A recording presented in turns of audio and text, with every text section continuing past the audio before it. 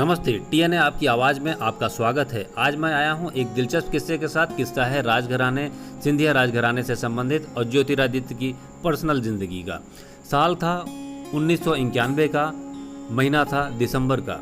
सिंधिया परिवार के राजकुमार की मुलाकात होती है प्रियदर्शनी से।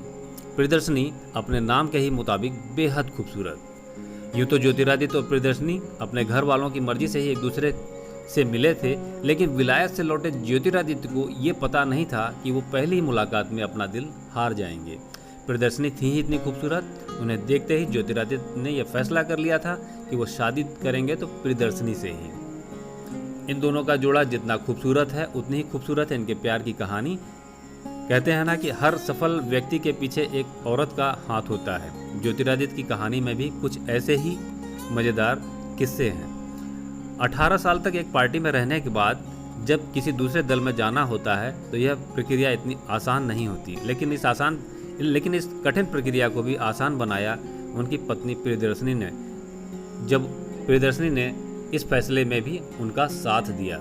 ज्योतिरादित्य का जाना हुआ जो उनके लिए एक बड़ा फैसला था और प्रियदर्शनी ने उनका इस फैसले में भी साथ दिया। ज्योतिरादित्य का जन्म 1 जनवरी 1971 को मुंबई में हुआ था। राजघराने में तो उनके बहुत ठाट बाट थे और मुंबई में उन्होंने इसी ठाट बाट के साथ अपनी स्कूलिंग भी पूरी की। इसके बाद उन्हें दून के सैनिक विद्यालय में भेजा गया, जहां पढ़ाई के साथ साथ अनुशासन उन्होंने सीखा और इस कड़े अनुशासन में उन्हें अपने सारे काम भी खुद ही करने पड़ते थे। यह उनके जीवन का एक महत्वपूर्ण दौर था। आगे की पढ़ाई यानी कि बीए इकोनॉमिक्स की पढ़ाई करने के लिए उनको हार्वर्ड यूनिवर्सिटी भेजा गया और फिर जब वो पढ़ लिख कर वापस आए तो उनके परिवार वालों ने उनकी मुलाकात करवाई प्रियदर्शनी से।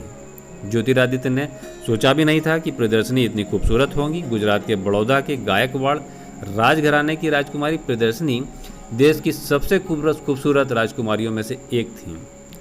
ज्योतिरादित्य ने प्रियदर्शनी से पहली मुलाकात में ही यह तय कर लिया कि वह शादी तो प्रियदर्शनी से ही करेंगे। दिसंबर 1994 में दोनों ने 7 फेरे लिए और हमेशा के लिए एक दूसरे के हो गए। शादी तो हो गई, लेकिन ज्योतिरादित्य की पढ़ाई अभी भी बाकी थी। स्टैनफोर्ड यूनिवर्सिटी से ज्योतिरादित्य ने 2001 में MBA की पढ़ाई की, लेकिन पढ़ाई के तुरंत बाद एक दुखद और एक बड़ी ट्रेजेडी से उनको गुजरना पड़ा। सितंबर 2001 में उनके पिता माधवराव सिंधिया इस दुनिया को हमेशा के लिए अलविदा कह गए। तब वो गुना के सांसद थे। उनकी विरासत संभालने के लिए ज्योतिरादित्य को राजनीति में आना पड़ा। साल 2002 में उन्होंने गुना से पर्चा भरा और वो भारी बहुमत के साथ चुनाव जीत गए। साल 2007 में उन्हें मंत्री बनाया गया। साल 2009 के चुनाव में भी वो जीते और उन्हें राज्य मंत्री बनाया गया।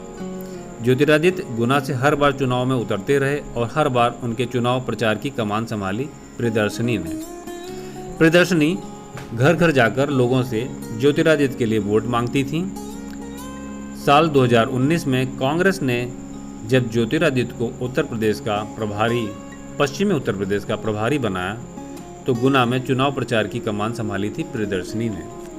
वो भी घर घर जाकर ज्योतिरादित्य के लिए प्रचार किया करती थीं, उनके लिए वोट मांगा करती थीं। कांग्रेस के लोकल कार्यकर्ताओं के साथ चुनाव प्रचार करते हुए प्रियदर्शनी ने उस समय खूब सुर्खियां बटोरी। प्रचार के दौरान वह रोजाना 10 से 12 गांव का दौरा करती थीं, लोगों की शिकायत सुनती थीं, साथ ही उन तक ज्योतिरादित्य के कामों को भी पहुंचाती थीं। वो ज्योतिरादित्य को वोट देने के लिए लोगों से अपील किया करती थीं। वो खुद अलग अलग समुदाय के लोगों के साथ बातचीत किया करती थीं। एक राजघराने से ताल्लुक़ रखने के बावजूद वह जमीन से जुड़े हुए नेता के तौर पर लोगों के साथ काम किया करती थीं। लोगों के बीच में उनका जाना होता था। इसी प्रकार पश्चिमी उत्तर प्रदेश में व्यस्त ज्योतिरादित्य के लिए चुनाव प्रचार के समय प्रियदर्शनी एक मजबूत सहारा बनकर खड़ी रहीं। चुनावी चर्चों के अलावा खूबसूरती को लेकर चर्चा में रहने वाली प्रियदर्शनी को फेमिना ने 2012 में देश की 50 सबसे खूबसूरत महिलाओं की सूची में शामिल किया था। साल 2008 में प्रियदर्शनी को best dressed hall of fame list में भी शामिल किया जा चुका है।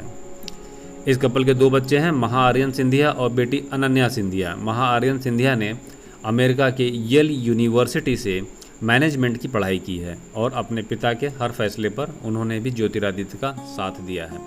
प्रियदर्शनी का साथ मिलते ही उनका जीवन का सफ़र सुहाना हो गया और आज एक महत्वपूर्ण भूमिका और रोल के साथ प्रियदर्शनी उनके हर काम में उनका एक मजबूत सहारा बनी हुई। प्रियदर्शनी और ज्योतिरादित्य की प्रेम कहानी पर यह था हमारा आज का किस्सा। यह प्रस्तुति आपको कैसी लगी? ऐसे ही और मज़ेदार और दिलचस्प किस्से ट्रेंडिंग न्यूज़ के लिए आप हमारे चैनल पर बने रहें। चैनल को लाइक, शेयर और सब्सक्राइब जरूर करें। फिर आता हूँ कुछ ऐसी जानकारियों के साथ, इंटरेस्टिंग टॉपिक्स के साथ। तब तक के लिए धन्यवाद, नमस्कार, वंदे मातरम।